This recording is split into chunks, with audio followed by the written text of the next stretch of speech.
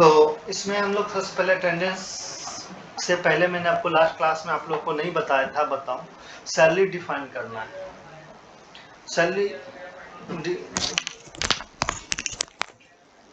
Salary define करने के लिए हम लोग को गेटवे ऑफ टैली में अल्ट्रेशन में जाएंगे और इम्प्लॉयज़ को के वाले पेरोल मास्टर में जाने के बाद डिफाइंड सैलरी का ऑप्शन मिलेगा आपको, इस पे जाना। और इसको ग्रुप वाइज भी आप डिफाइन कर सकते हो और इम्प्लॉय वाइज भी। तो किसी भी इम्प्लॉयज़ को आप अल्टर करना और यहाँ पे उसकी सैलरी आपको दिखानी है। तो मानो ये रूप है और इसके बारे में हमको सैलरी शो करना है, तो आप यहाँ डेट डालेंगे और जो सैलरी आपको डिफाइन करनी है क्लिक करेंगे। तो मानो कि ये बेसिक पे है, तो यहाँ बेसिक पे डाला हमने। और बेसिक पे कितना है ये आपके असाइनमेंट्स में आपको हमने दिया है। 4.3 में आप जो चैप्टर का अपने असाइनमेंट्स देखा तो उस पर देखो ये पे स्ट्रक्चर हमने दिया कि रूप को क्या बेसिक है, क्या एचआरए हैं, कितने कन्वेंस हैं। तो देखो लिखा है कि अरूप को बेसिक 14,800 है, एचआरए उसको कंप्यूटेड मिलेगा, कन्वेंस उसको 2,500 रुपीज़ मिलेंगी, इंसेंटिव उसको यूजर डिफाइंड में होगा, ओवर टाइम 100 रुपीज़ पर आवर्स होंगी, पीएफ और ईएसआई भी कंप्यूटेड होगा। तो अकॉर्डिंग टू दैट चार्ट हम लोग यहाँ पे बताएंगे उसको। तो ये कहाँ से मिलता है? जब एम्प्लॉय ज्वाइन करता है तो जो उसको ऑफर लेटर दिया गया है, उसको जो उसने एक्सेप्ट किया है, उसमें उसको सैलरी लिखा होता है। तो वो यहाँ पे लिखेगा 14,800। फिर उसने बोला एचआरए मिलेगी, तो आपने सारा पे हेड्स बना रखे हो तो वो एचआरए का पे हेड्स ले लोगे। कन्वेंस आप डाल दोगे, कन्वेंस आपको दे रखा है 2,500, वो आपने दिखाया। ओवर टाइम आपको देना है, ओवर टाइम सेलेक्ट कर लोगे। ओवर टाइम का बोला है 100 रुपीज़ पर आवर्स। देन इंसेंटिव इसको मिलेगा। इंसेंटिव क्या होता है? अच्छा काम करता है तो एम्प्लॉय को मोटिवेट करने के लिए कंपनी देती है जिससे यह और अच्छा करे। तो इंसेंटिव्स भी डिफाइंड हुआ, वो यूजर बताएगा। प्लस में तो सबसे पहले जितने भी इसके पे हेड्स हैं, वो पे हेड्स आप यहाँ पे सेलेक्ट कर लोगे। उसके बाद इनकम के बाद आता है डिडक्शन हेड्स। तो ये तो एम्प्लॉयर सैलरी पे करेगा तो एम्प्लॉय के लिए अर्निंग है। अब एम्प्लॉय की सैलरी से जो कटेगी वो पहले आप ले लीजिएगा। तो आपने सीखा था कि एम्प्लॉय के डिडक्शन में सबसे पहले एम्प्लॉय की पीएफ डिडक्ट होगी, देन उसकी ईएसआई डिडक्ट होगी। तो एम्प्लॉय का पीएफ और ईएसआई आप यहाँ पे ले लेंगे। तो जैसा जो फॉर्मूला आपने पे हेड में बनाया उसके हिसाब से देखो वो फॉर्मूला यहाँ पे एग्जीक्यूट हो रहा है, ले रखा है ना वही। उसके बाद आप दीजिए एम्प्लॉय के बाद एम्प्लॉयर का डिडक्शन कंट्रीब्यूशन। एम्प्लॉयर तो कंट्रीब्यूशन करेगा, वो भी बेस्ड ऑन दैट, इसी सैलरी पे होगा, इसी एम्प्लॉय के लिए होगा। तो इस एम्प्लॉय के लिए एम्प्लॉयर भी पीएफ देगा। एम्प्लॉयर ईपीएस, पीएफ से पहले ईपीएस ले लो, देन पीएफ देगा, ईएसआई डिडक्ट कंट्रीब्यूट करेगा। अगर कल को उसकी टीडीएस बनती है तो टीडीएस भी डिडक्ट करेगा, नहीं तो नहीं करेगा। तो ये एक तरह से एम्प्लॉय की पे स्ट्रक्चर इस तरह से आप तैयार कर सकते हो। अकॉर्डिंग टू दैट जो भी आपने बनाया सेव कर लोगे। कल को इसी एम्प्लॉय का अगर सैलरी अप्रेजल होता है, इंक्रीज होती है, तो उसका डेट तो अलग होगा ना। ज्वाइनिंग समय में ये सैलरी थी, तो जब उसकी जो चेंज होगी तो आप यहाँ पे आके फिर से वो डेट लिखोगे, 1 अगस्त से हुआ, और फिर जो जो सैलरी स्टार्ट फ्रेश या कॉपी प्रीवियस वैल्यू लेके जो जो इंक्रीज हुआ आप यहाँ बदलते चले जाओगे। तो ये भी एक नई चीज़ें मैं आपको बता रहा हूँ। ये कब करेंगे? जब उसकी salary during the year increase हुआ है, अदरवाइज इसकी ज़रूरत नहीं है। समझ में आ गई बातें आप लोग को? तो कल को आपको मन में ये हो कि सर गया कहाँ और सेव नहीं हुआ, फिर से कर दे रहे हैं 1 अप्रैल। यहाँ तक क्लियर हो गया आपको? अब इसी तरह दूसरे हमारे एम्प्लॉयज थे, उनके करते हैं। तो दूसरा है नीला दत्ता। इनके बारे में बताया गया कि जिनकी बेसिक सैलरी 5,200 है, इनको भी एचआरए दी जाएंगी। कन्वेंस इनको मिलेगा और कन्वेंस इनको 1,400 पर मंथ मिलेगी और इंसेंटिव नहीं मिलेगा। ओवर टाइम दिया जाएगा और ओवर टाइम इनको 80 रुपीज़ पर आवर्स के हिसाब से मिलेंगे। और बाकी सब डिडक्शन है इनके लिए। तो डिडक्शन में इनकी पीएफ एम्प्लॉय की, एम्प्लॉयज़ की ईएसआई और कंपनी की फिर पीएफ और ईएसआई डिडक्ट कर लीजिएगा। इंसेंटिव नहीं दी जाएगी, इसलिए इंसेंटिव हमने सेलेक्ट नहीं किया। क्लियर है, सेव कर देंगे। अब आगे आता है नीला दत्ता के बाद है रिंपा गुप्ता। इनको भी सैलरी दी जाएगी अप्रैल 19 के हिसाब से। बेसिक इनको दी जाएगी 14,500। देन एचआरए मिलेगा, कन्वेंस इनको भी मिलेगी जो टोटल 1500 पर मंथ मिलेगा। ओवर टाइम इनको दी जाएगी, ओवर टाइम जो इनको दिया जाएगा वो 150 रुपीज़ का है। इंसेंटिव इनको मिलेगा। देन पीएफ इंसेंटिव का डिडक्शन, तो employee PF, employee ESI, employer का कंट्रीब्यूशन सभी को आप सेलेक्ट कर लें। तो हमने 3 एम्प्लॉय को डिसाइड कर दिया। अब है गौरव का, तो गौरव 4th एम्प्लॉय था, इनके भी इस तरह से। ये बस एट टाइम ऑफ ज्वाइनिंग करना है, जब कोई पर्सन ज्वाइन करेगा उस समय आपको ये सैलरी स्ट्रक्चर, पे स्ट्रक्चर्स आपको देने हैं।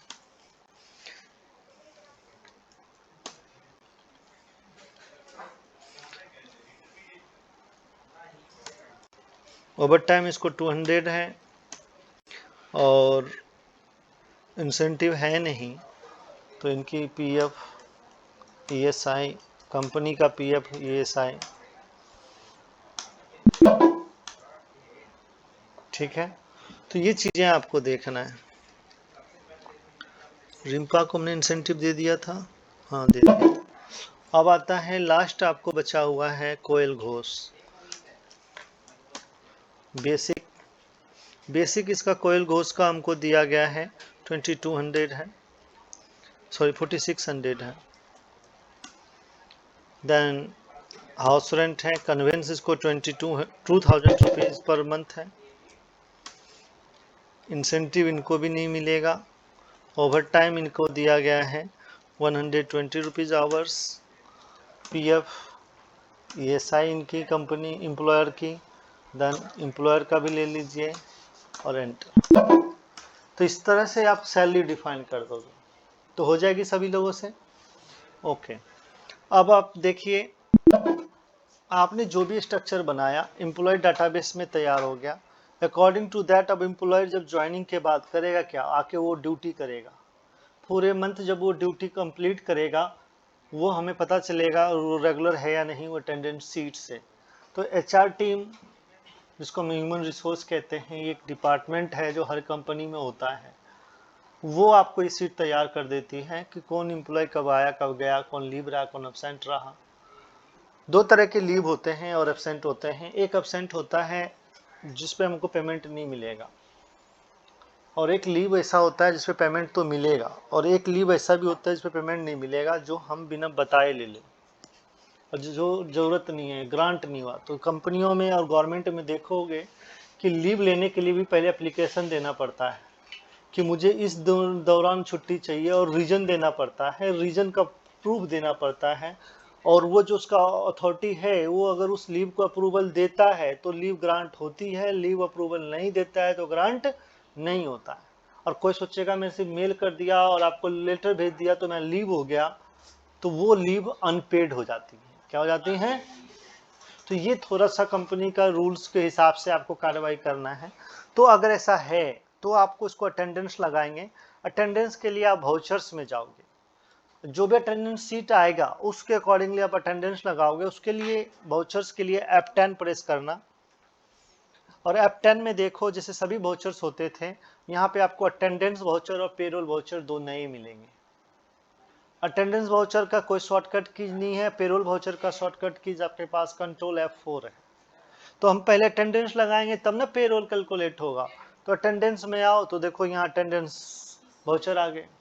तो सबसे पहले इसमें डेट लीजिएगा, किस डेट को, तो 31 जुलाई को। अकॉर्डिंग टू दैट अब इसकी जो अटेंडेंस है सो लगाना है। इसीलिए आपसे हमने एक्सेल सीट में अभी तैयार करवाया कि क्या है। तो आपने कहा कि पहले हम एब्सेंट लगाएंगे, तो एब्सेंट कौन किया, ओनली अरूप किया, और कोई किया नहीं। तो अरूप को पकड़ के पूछता क्या है अटेंडेंस, हमने कहा एब्सेंट है। तो कितने दिन है, तो एक दिन है तो एक दिन लिखेंगे, 2 दिन होगा तो 2 दिन लिखेंगे।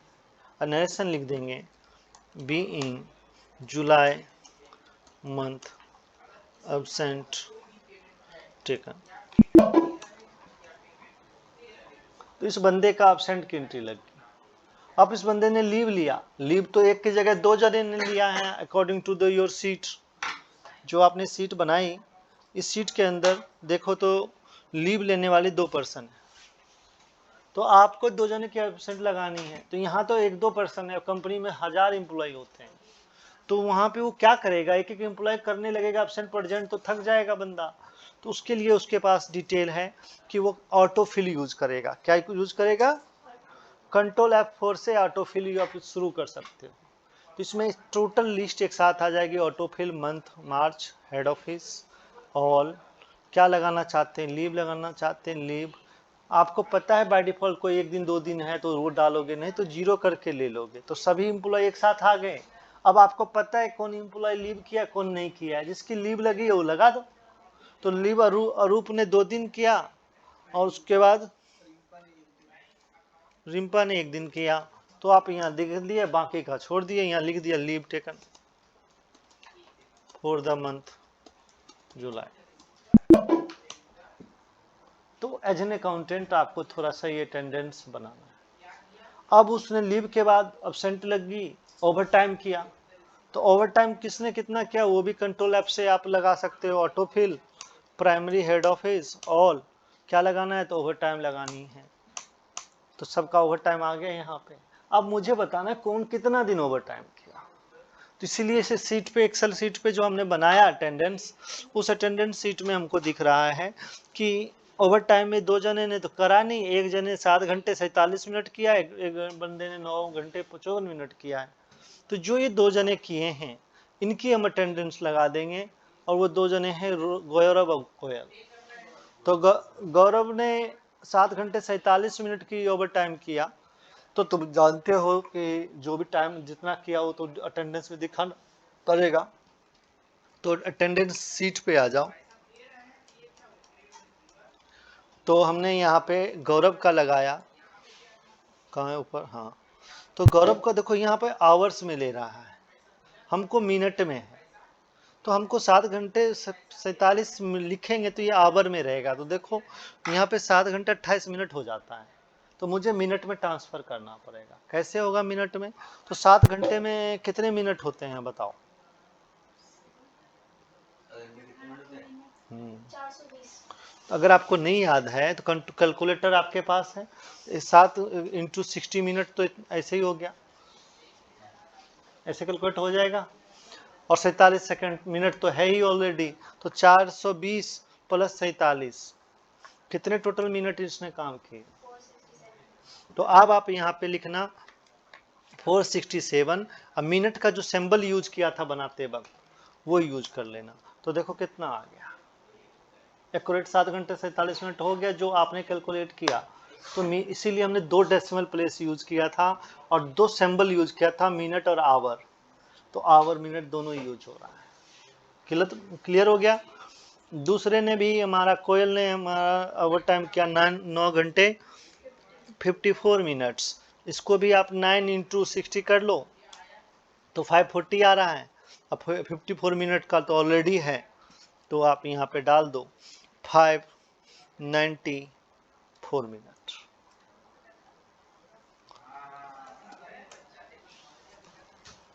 क्लियर होगी आपको। तो जैसा है यहाँ पे लिख दीजिएगा overtime taken for the month July. तो अटेंडेंस लग गई हमारी। अब तुमने जो अटेंडेंस लगाया मैं इसका रिपोर्ट दिखा रहा हूँ आपको। गेटवे टैली में डिस्प्ले के अंदर पेरोल रिपोर्ट्स आपके पास है, इसमें जाओ तो यहाँ अटेंडेंस सीट मिलेगा। इस अटेंडेंस सीट में देखो प्रॉपरली आपके पास दिया हुआ है कि एक बंदे ने एब्सेंट 1 दिन किया, लीव इतना हुआ, ओवर टाइम इतना हुआ। अभी हमने प्रेजेंट नहीं लगाई है, अब प्रेजेंट लगाते हैं।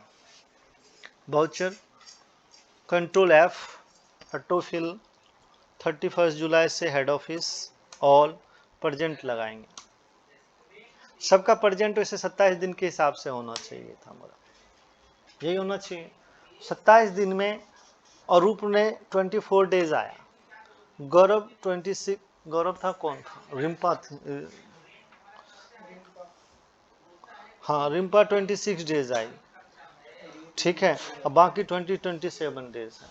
तो ये आप यहाँ लगा सकते हैं। लेकिन ये जो हम लगा रहे प्रेजेंट पैसा फिर 27 दिन के हिसाब से देगा ये। लेकिन हम जानते हैं कि 4 दिन ऐसा छुट्टी होता है जो छुट्टी काउंट नहीं होती है, वो भी डेज में ही आता है, वो भी किस में माना जाता है, बाय डिफॉल्ट दिखाते नहीं है। तो हमको तो अकाउंटिंग बनाना है, तो उस 4 दिन को आप यहाँ पे ऐड कर लीजिएगा, ठीक है। तो हम इसमें 24 दिन और उधर 4 दिन, कितना हो गया,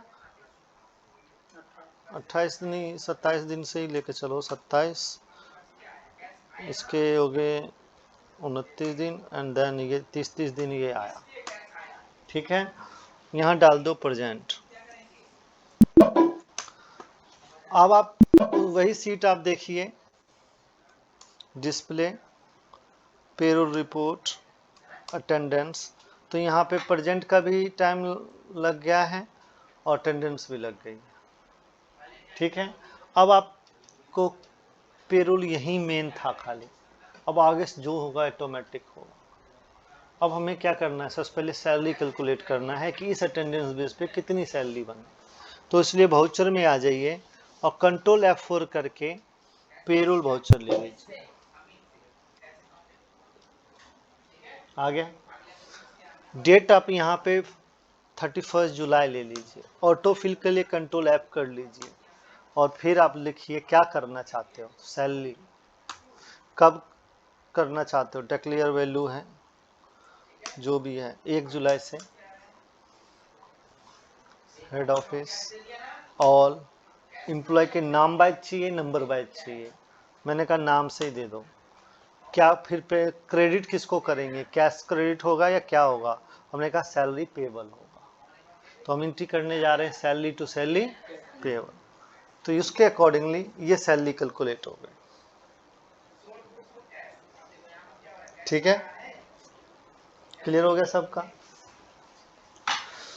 तो ये इस सैलरी को सेव कर देंगे, हमने कोई कैलकुलेशन नहीं किया, बेस्ड ऑन अटेंडेंस हुआ। आपने जो भी एंट्री बनाई पीएल में देखो, बेसिक में अपने आप गया, कन्वेंस में अपने आप गया, 4 में उतने गया, ओवर टाइम में अपने आप। लेकिन सबके सब पार्ट ऑफ द सैलरी है। पेबल में बैलेंस शीट के अंदर करंट लायबिलिटी में सैलरी पेबल में अमाउंट अपने आप आ गया, ठीक है। तो ये थी डिटेल्स इनकी, जो ओवर टाइम किए, जो जैसा किया उसका वो मिला। देखो गौरव दास ओवर टाइम किया था, इसका ओवर टाइम लगा है, तो ये सैलरी शीट जनरेट हुई। अब मैं और एक चीज़ और कर देता हूँ साथ में, कंट्रोल F करके पेरोल पीएफ कंट्रीब्यूशन कर लीजिएगा, head office, all employ, PF payable. तो एम्प्लॉयर को 2 अकाउंट में देने थे, एम्प्लॉय पीएफ और ये पेंशन दोनों कैलकुलेट हो गया, कब से कब तक ये भी सेव कर दीजिएगा। उसके बाद इसी तरह कंट्रोल F करके पेरोल में ईएसआई भी कंट्रीब्यूट कर लीजिएगा, यानी कंपनी की जो भी लायबिलिटी टुवार्ड्स है वो यहाँ शो कर देंगे। सैलरी पेबल निकाल दी, पीएफ डिडक्शन कंट्रीब्यूशन कर दिया, ईएसआई कंट्रीब्यूशन कर दिया।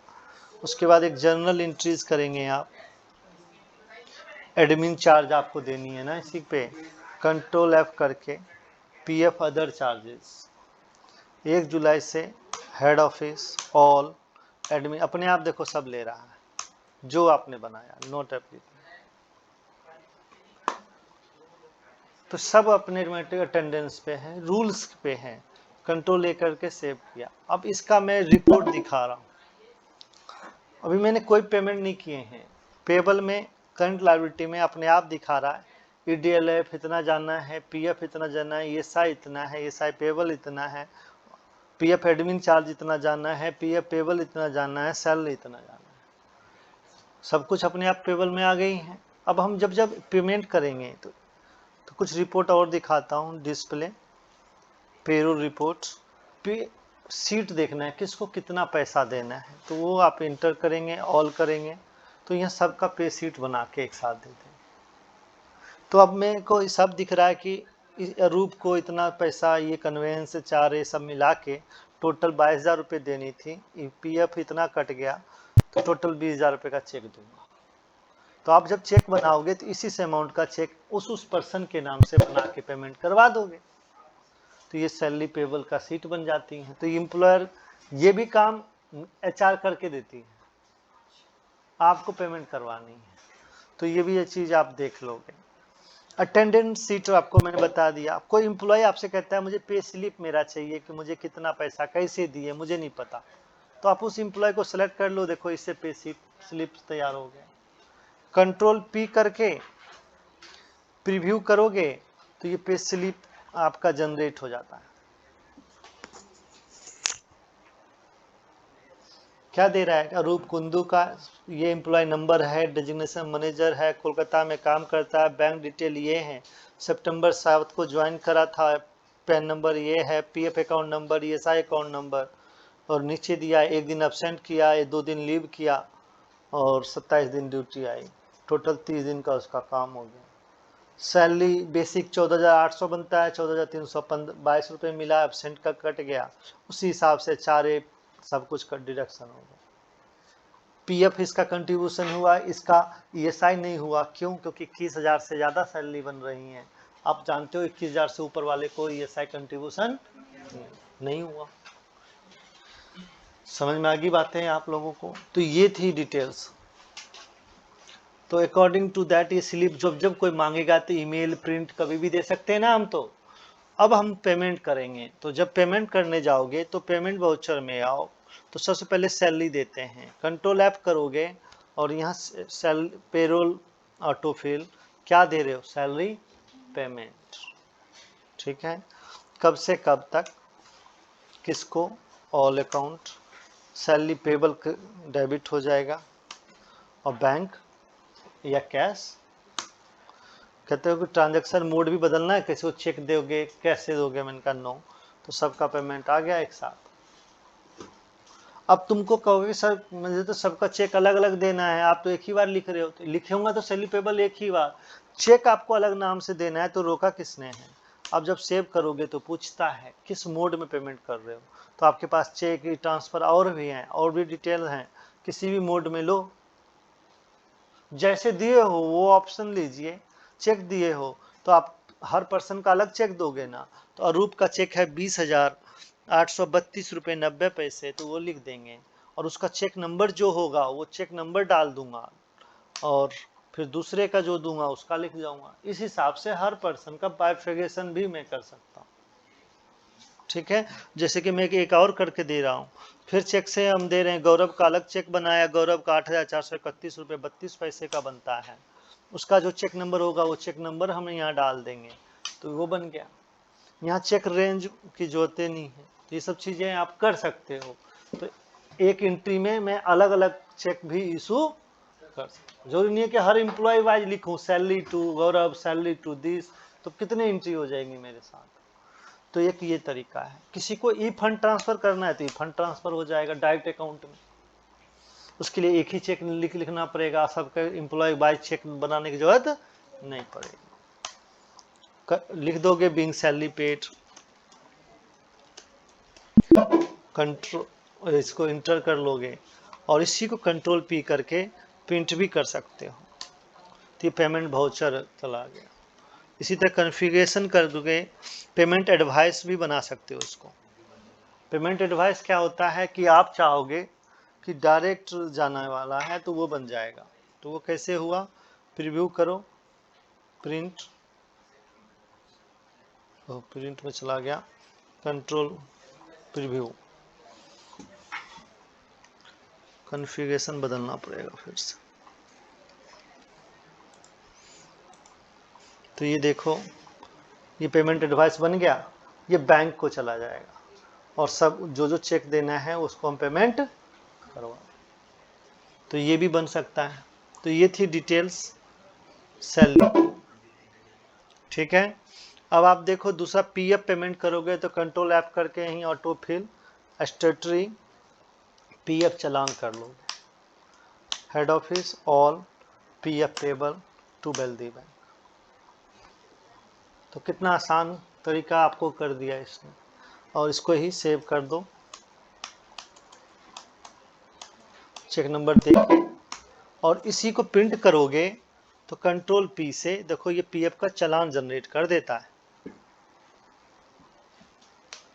इस चालान को देख के आप ऑनलाइन भी चालान पेमेंट कर सकते हो।